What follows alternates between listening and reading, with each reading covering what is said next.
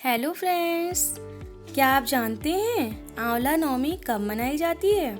यह कार्तिक महीने में शुक्ल पक्ष के नवमी के दिन मनाई जाती है। ऐसी मान्यता है कि इस दिन भगवान श्री कृष्ण गोकुल की गलियां छोड़कर मथुरा गए थे। इस दिन महिलाएं सुबह जल्दी उठकर नहाकर तैयार होकर के साफ कपड़े पहनती हैं और आंवले के पेड़ के नीचे पूजा करती हैं। उसमें दूध चढ़ा करके सफ़ेद या लाल मौली के धागे से 8 या 108 परिक्रमा करती हैं और कथा करती हैं और उसी के नीचे भोजन भी करती हैं। ऐसा माना जाता है कि उसके नीचे भोजन करने से सभी विश पूरी होती हैं और परिवार की सुख समृद्धि के लिए यह व्रत पूजा की जाती है। तो चलिए शुरू करते हैं आंवला नवमी की कथा। एक राजा था, उसका प्रण था कि वह रोज 1.25 मन आंवले दान करके ही खाना खाता था।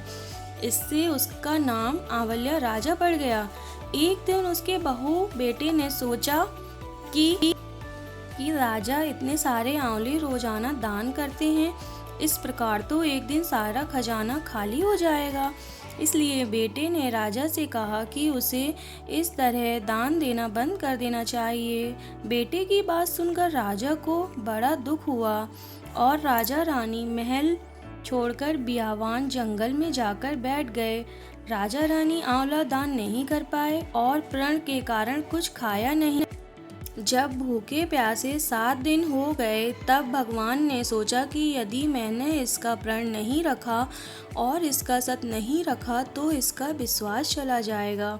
इसलिए भगवान ने जंगल में ही महल, राज और बाग बगीचे सब बना दिए और ढेरों आंवले के पेड़ भी लगा दिए। सुबह राजा रानी उठे तो देखा कि जंगल में उनके राज्य से भी 2 गुना राज्य बसा हुआ है। राजा रानी से कहने लगे, देखो रानी, सत मत छोड़ें, सूरमा सत छोड़े आपत जाए, सत की छोड़ी लक्ष्मी फिर आए।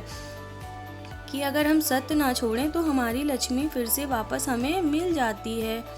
आओ नहा धोकर आंवले दान करें और भोजन करें। राजा रानी ने आंवले दान करके खाना खाया और खुशी खुशी जंगल में रहने लगे। उधर आंवला देवता का अपमान करने और माता पिता से बुरा व्यवहार करने के कारण बहू बेटे के बुरे दिन आ गए। राज्य दुश्मनों ने छीन लिया, दाने दाने को मोहताज हो गए और काम ढूंढते हुए अपने पिताजी के राज्य में आ पहुँचे।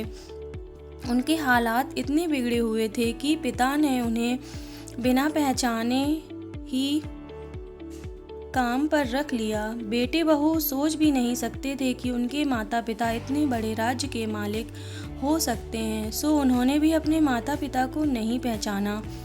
एक दिन बहू ने सास के बाल गूंथते समय उनकी पीठ पर मस्सा देखा। उसे यह सोचकर रोना आने लगा कि ऐसा मस्सा मेरी सास के भी था।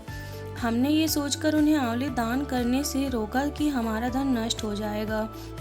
आज वे लोग ना जाने कहाँ होंगे। यह सोचकर बहू को रोना आने लगा और आंसू टपक टपक कर रानी की पीठ पर गिरने लगे। रानी ने तुरंत पलटकर देखा और पूछा कि तू क्यों रो रही है? उसने बताया कि आपकी पीठ जैसा मस्सा मेरी सास की पीठ पर भी था।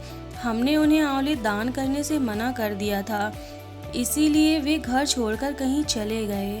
तब रानी ने उन्हें पहचान लिया, सारा हाल पूछा और अपना हाल बताया।